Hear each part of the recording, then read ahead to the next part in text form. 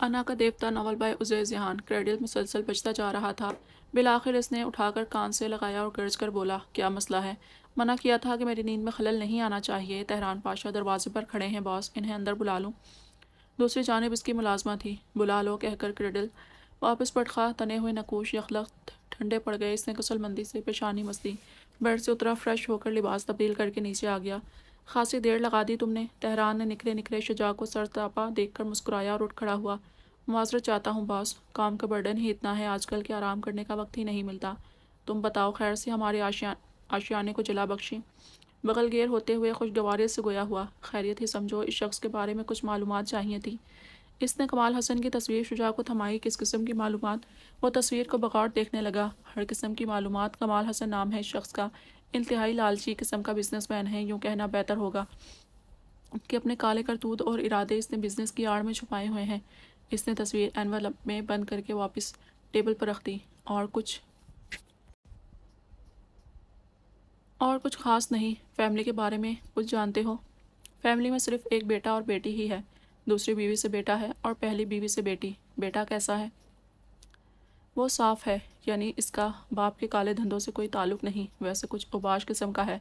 اور بیٹی؟ برجستہ سوال پر شجاع نے رک کر اسے دیکھا۔ اگلے لمحے بڑی دلکش مسکراہٹ نے شجاع کے لبوں کا احاطہ کیا تھا۔ کیا ایسا کیا دیکھ رہے ہو؟ جو پوچھا ہے اس کا جواب دو۔ اس کے معنی خیز نظروں سے تہران چڑھ کر بولا، اس کا جواب تو تم دو۔ کیسی ہے لڑکی؟ شجاع کی مسکراہٹ مزید گہری ہونے لگی۔ تہران نے خفا خفا نظروں سے گھورا، بتاؤ گے یا نہیں؟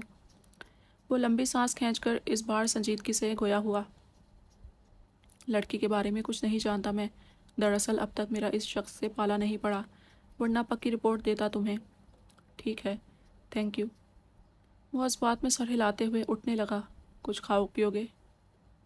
کچھ کھاؤ پیو گے نہیں کیا؟ شجاع حیرانگی سے پوچھتے ہوئے اس کی تقلید میں اٹھا۔ اس وقت کچھ مصروفیات ہیں آفس میں، پھر کبھی صحیح۔ اس نے سہولت سے انکار کر دیا۔ امان صاحب کے گھر سے فون ہے؟ کیا کہوں باس؟ ملازمہ کے مداخلت پر دونوں چونکے۔ کہہ دو کہ وہ یہی ہیں، فی الحال میرے ساتھ مصروف ہیں۔ امان کی والدہ کی پریشانی کے خیال سے کہنے لگا، امان یہاں ہے؟ تہران نے سراسیمگی سے پوچھا۔ کل سے یہی ہیں، ایک چھوٹا سا ایکسیڈنٹ ہو گیا تھا۔ کب، کیسے؟ اور تم نے مجھے کیوں نہیں بتایا؟ تہران کے چہرے پر پریشانی کے گہرے بادل چھا گئے۔ امان نے خود بتانے سے منع کیا تھا یار۔ تہران تیزی سے کمرے کی جانب لپکا جہاں وہ آرام کر رہا تھا۔ امان اس کے والہانہ انداز پر امان ہڑبڑا کر جاگا۔ نیند سے بوجھل آنکھیں لیے باری باری دونوں کو الجھن بھرے انداز میں دیکھا۔ کیسی طبیعت ہے اب تمہاری؟ اس کی فکر اور پریشانی دیدنی تھی۔ امان یوں ہی ایک دو پل خمار آلود آنکھوں سے اسے گھورتا رہا، پھر بولا، کیا مصیبت ہے یار؟ تم نے اسے بھی بلا لیا؟ اور تم صرف یہ پوچھنے کے لیے میری نیند خراب کی؟ تم نے اٹھنے کا انتظار نہیں کر سکتے تھے؟ بکو مت، میں پریشان ہو گیا تھا اور تمہیں نیند کی پڑی ہے؟ تہران نے اسے ڈپٹ کر کہا اور ہاتھ بڑھا کر نیلو نیل چہرے کے زخموں کا معائنہ کرنے لگا، جبکہ شجاع فرصت سے بیٹھ کے تخت سے ٹیک لگائے ان دونوں کی گفتگو سن رہا تھا۔ کیسے ہوا ایکسیڈنٹ؟ تم نشے میں ہو گئے یقیناً، ہے نا؟ اب کہ وہ ذرا غصے سے پوچھنے لگا۔ قسم سے ہوش میں تھا۔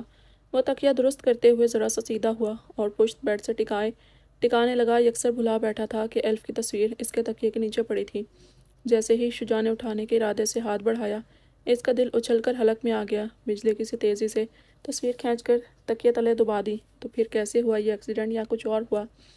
اور تم دونوں مجھ سے جھوٹ بول رہے ہو؟ تہران کھوجتی نگاہوں سے دونوں کو دیکھنے لگا۔ سچ کہہ رہا ہوں، جھوٹ کیوں بولوں گا تم سے؟ کبھی جھوٹ بولا ہے؟ جانے کیوں وہ چور سا بن گیا۔ شجاع نے بغور دیکھتے ہوئے اس کی اڑی اڑی رنگت کا مزہ لیا۔ زندگی میں پہلی بار امان کسی کے سامنے اتنا کنفیوز ہو رہا تھا۔ اب اپنا خیال رکھنا اور میڈیسن وغیرہ لیتے رہنا، میں چلتا ہوں، آفس میں بہت کام پینڈنگ پر ہیں۔ تہران اسے ضروری ہدایات دیتے ہوئے اٹھا۔ شجاع اس سے گلے ملتے ہوئے سی آف کرتے کے ساتھ ہی ہو لیا۔ واپس آیا تو امان جانے کے لیے تیار کھڑا تھا۔ اسے جلنے کی بو آنے لگی، جسے سونگھ کر تیزی سے اس کی طرف بڑھا۔ دیکھا تو اس کے ہاتھ میں ادجلی تصویر تیزی سے چلتی جا رہی تھی۔ دشوار کن نفس شجاع کے لبوں سے برآمد ہوا تھا، اس حرکت کا کیا مطلب ہے؟ میں کیسے ایلف سے محبت کر سکتا ہوں؟ کس قسم کا شخص ہوں میں؟ اپنے ہی دوست کی بہن پر نگاہ رکھے بیٹھا ہوں۔ اس کا بے حد عجیب، بے بس اور نم دیدہ لہجہ شجاع کو چونکا گیا۔ کسی احساس کے تحت اس کا رخ اپنی جانب موڑا تو امان کی آنکھیں بے تحاشا سرخ پڑی ہوئی تھیں۔ اس نے تو تہران کے سامنے ذرا سی شرارت کی، امان کے ساتھ، جس کا یہ نتیجہ نکلا۔ تم ایسا کیوں سوچ رہے ہو یار؟ محبت تو کسی سے بھی ہو سکتی ہے، اس نے بہلانا چاہا وہ مگر وہ بہل نہیں سکا۔ کسی سے بھی ہو سکتی تھی تو ایلف سے ہی کیوں ہوئی؟ اگر تہران کو آج پتہ چل جاتا تو وہ نفرت کرتا مجھ سے۔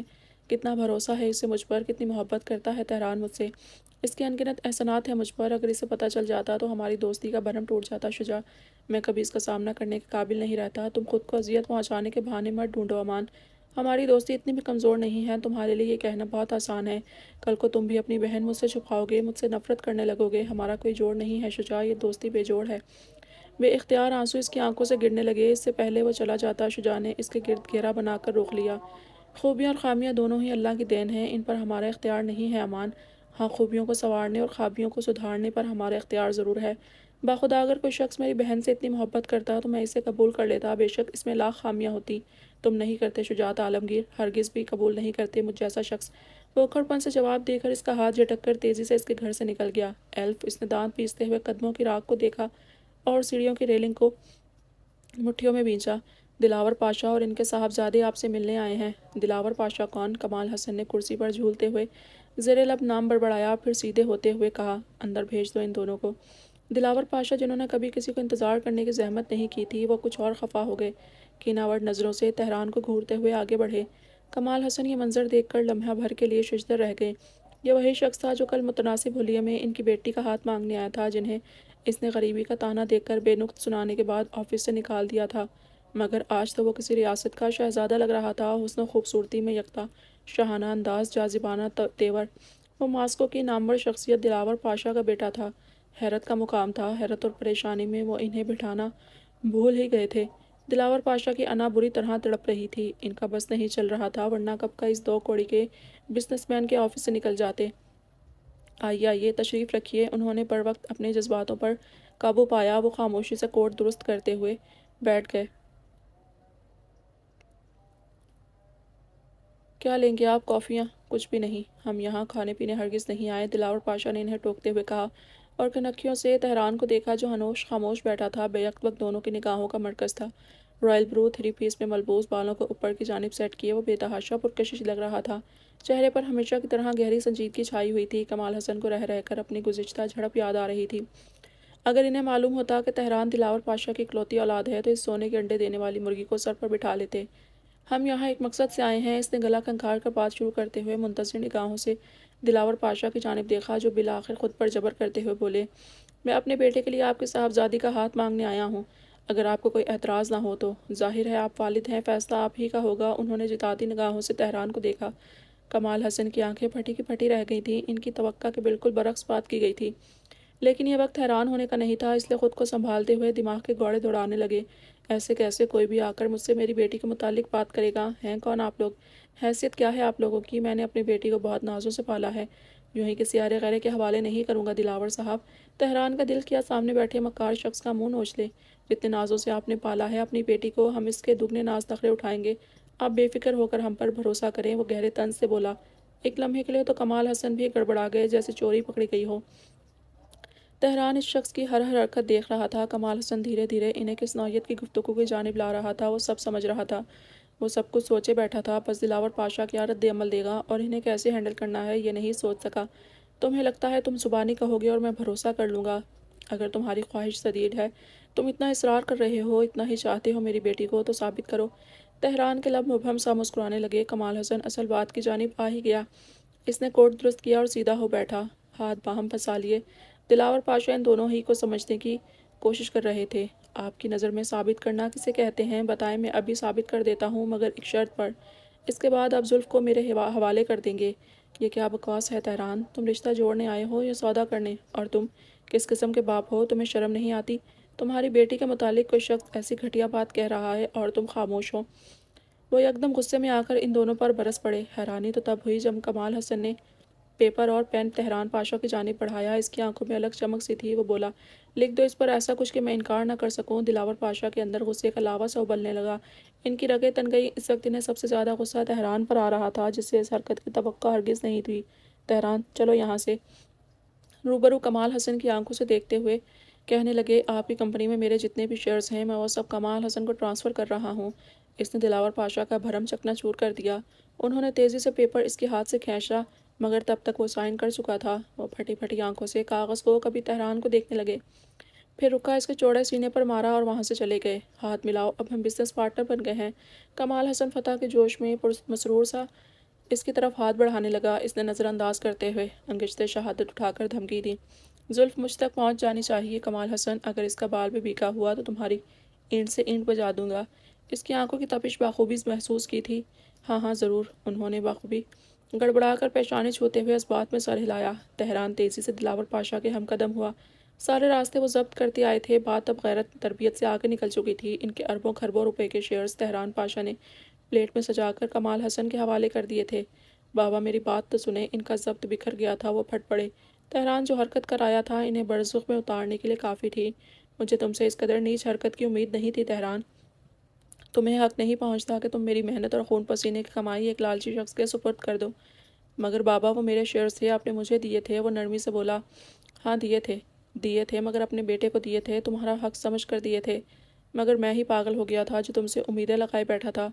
دفع ہو جاؤ یہاں سے، مجھے تمہاری شکل بھی نہیں دیکھنی۔ وہ چیخ چیخ کر اپنا بلڈ پریشر ہائی کر چکے تھے۔ لمبی لمبی سانسیں لیتے ہوئے انہوں نے ٹیبل کا سہارا لیا۔ آرزدہ چہرہ اور سرخ آنکھیں اس کا دل منتشر کر گئے۔ اس کی ذات آندھیوں کی زد میں آ گئی۔ وہ باپ سے خفا رہتا تھا مگر باپ خفا ہو جائے گا یہ اس نے کب سوچا تھا۔ اس کی حرکت نے سنگین نوعیت کی ناراضگی کو جنم دیا تھا۔ وہ اب اس کی شکل دیکھنے کے بھی روادار نہیں تھے، شاید کچھ دن تک۔ اس نے بڑھ کر ان کا شانہ تھام لیا اور کہنے لگا، انداز قائل کر لینے والا تھا، میں اس لڑکی سے بہت محبت کرتا ہوں بابا۔ نہایت دھیمے اور بھاری لہجے میں بولا، تم مانو یا نہ مانو، دولت زندگی میں ہزاروں آسانیاں میسر کر سکتی ہے۔ دیر پا انسان یہ خریدی گئی محبت کتنی دن تک تمہارا ساتھ دیتی ہے، میں دیکھتا ہوں جو تم نے اپنے حصے کی دولت دے کر خریدی ہے۔ وہ اپنا بازو کھینچ کر دور ہو گئے۔ تہران پاشا کا رہا سہا اطمینان بھی غارت کر گئے تھے۔ وہ آفس سے نکلتا چلا گیا۔ امان کل شام سے غصے میں اس کے گھر سے نکلا تھا۔ اس کا فون بھی سوئچڈ آف تھا۔ شجاع نے پریشانی کی حالت میں اس کے گھر بھی فون کیا تھا مگر اس کی ماں نے لا علمی کا اظہار کیا تھا۔ اسے اب سخت تشویش نے گھیر لیا تھا۔ امان تمہارے پاس تو نہیں آیا؟ اس نے تہران سے پوچھنے کے لیے کال کی تھی مگر وہی جواب سننے کو ملا۔ وہ مزید پریشان ہونے لگا۔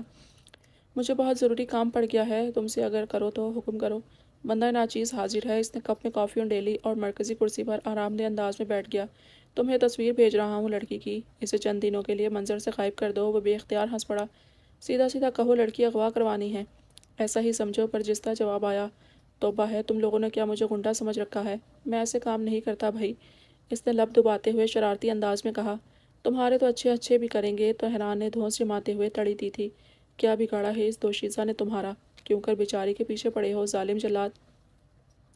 اسکرین پر تصویر دیکھتے ہوئے اس نے فون دوبارہ ٹیبل پر رکھ دیا اور کافی کا مگ اٹھا لیا۔ آج وہ خاصے موڈ میں تھا۔ کام ہو جانا چاہیے بیٹا، مجھے کیا ملے گا؟ اس نے شرارتاً پوچھا تھا۔ سرپرائز، تہران نے کہہ کر ٹھک سے فون بند کر دیا۔ اس نے بغیر کسی دیری کے تصویر باریچوں کو دکھائی تھی۔ فارم کے پیچھے والا ورک شاپ خالی ہے نا؟ یس باس۔ اس لڑکی کو 3 سے 4 دنوں کے لیے بند کر دو وہاں۔ فون کی اسکرین پر روشن تصویر اسے دکھائی۔ مطلب کڈنیپ کر کے؟ وہ کچھ متجب اور کچھ مشہور سا ہو کر پوچھنے لگا۔ ہاں کڈنیپ کر کے، اس نے کھینچ کر ادا کیا۔ مگر کیوں باس؟ باس تم ہو یا میں؟ کتنی بار کہا ہے دوسرا سوال مت کیا کرو۔ اس نے گنکھیوں سے باریچوں کو گھورا۔ جی میں سمجھ گیا۔ حالانکہ وہ کچھ بھی نہیں سمجھا تھا۔ آج اس کی شادی تھی۔ وہ شادی کے لباس میں سجی سوری آئینے کے سامنے کھڑی تھی۔ سوگوار حسن رعنائیاں بکھیر رہا تھا۔ اس نے بغور خود کو دیکھا اور اس قدر خوبصورتی سے چہرے کے خد و خال کو سنوارا کیا تھا کہ اپنی ہی پہچان میں نہیں آ رہی تھی۔ بلوری آنکھوں میں گہرا پانی تیرنے لگا۔ میں تمہیں کبھی معاف نہیں کروں گی تہران پاشا، تم سب مرد ایک جیسے ہوتے ہو، بے حس اور ظالم۔ تلخی اور کرواہٹ اس کی زبان میں گھل گئی۔ سب تمہارا انتظار کر رہے ہیں، زلف تاشفہ نے آ کر اطلاع دی۔ میں آتی ہوں۔ اس نے اس بات میں سر ہلایا۔ تاشفہ کے جاتے ہی کوئی نفوس اندر داخل ہوا تھا۔ اسے سنبھلنے کا موقع دیے بغیر رومال اس کے لبوں پر دبائے رکھا، پھر بے ہوش وجود کو کھڑکی کے راستے سے باہر کی طرف لے جانے لگا۔